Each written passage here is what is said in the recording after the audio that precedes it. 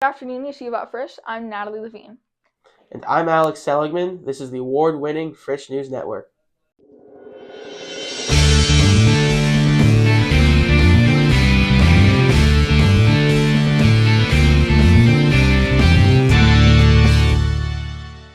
Welcome back to school, everyone. It's been a busy first few weeks here at Frisch with lots of exciting programming and events. Kicking off the year was our annual club fair. The festive and upbeat event really offered something for everyone, with students hosting more than 150 different clubs. Following the club fair, club leaders had a chance to hone their leadership skills at a special leadership seminar Shabbaton held at Camp Moshe Va. The beginning of the year also meant a really special Shabbat for our freshmen as they went on their annual Cubs to Cougars freshman retreat.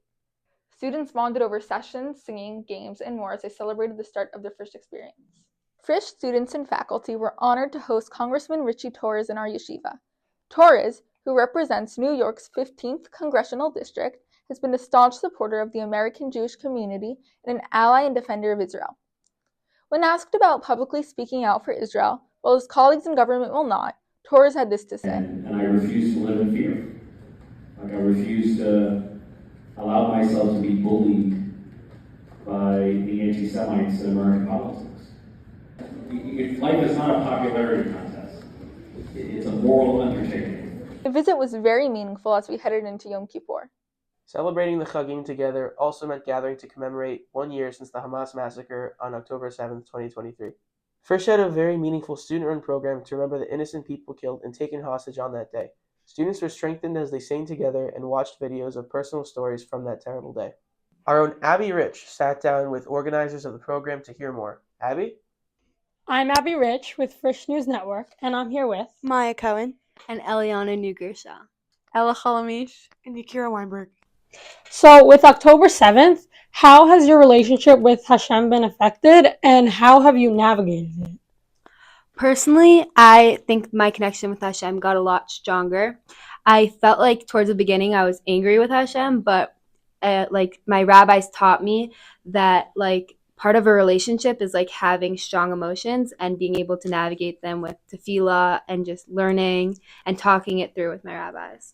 Yeah, so I would just say I think a lot of post-October 7th has come with doing things because we want to do them. You know, it takes a lot of work to live in the diaspora and put in that extra effort. And a lot of the reason that I think we and the general Frisch community has found an easier time doing that is because we have that community so accessible and because we have a lot of faith.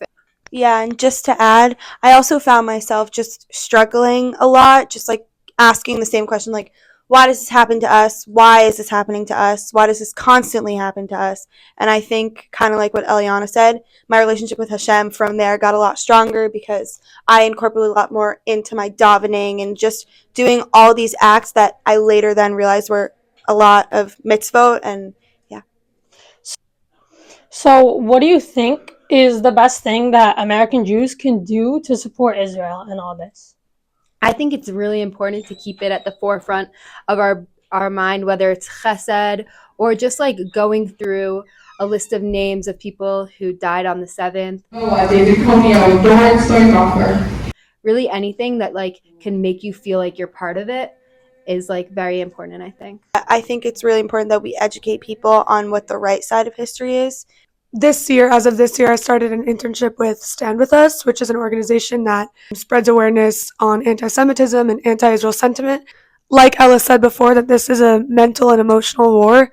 It's so important to just have Israel on your mind at all times. If all of Klal Yisrael has Israel on our minds, it does make an impact. The thing that the American and Jewish people gained the most out of October 7th and what we took away was this understanding for gratitude and how important it is to take everything day by day and to appreciate things as they are and not as they could be. So with that being said, I think inspiring, people who don't live in Israel, people who live in America, specifically American Jews, to help them understand what are the things that you could be taking for granted, but actually you're going to do the opposite. You're going to give them to other people. You're going to help provide for other people who don't have that luxury and kind of keeping everyone in mind at all times. Thank you very much. Thank you. Abby Rich from Frisch News, back to studio.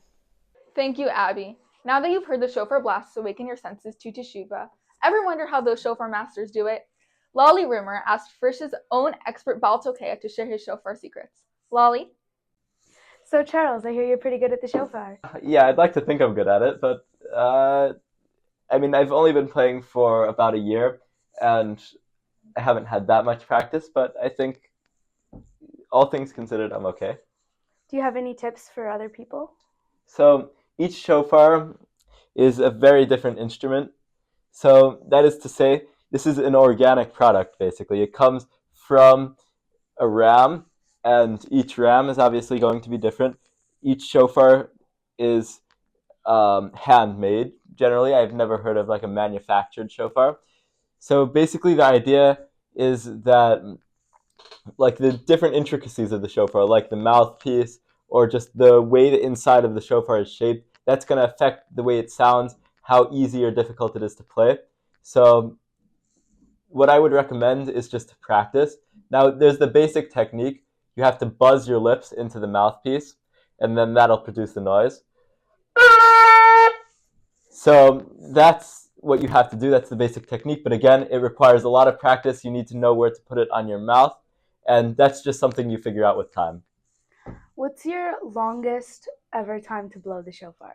That's a difficult question because I've definitely blown the shofar at home and I've been able to do it for a while. I think my longest time that anyone's ever recorded here at Frisch is about 15 seconds, I'd like to say. But I'm sure I could do longer than that. Do you want to try right now? Okay.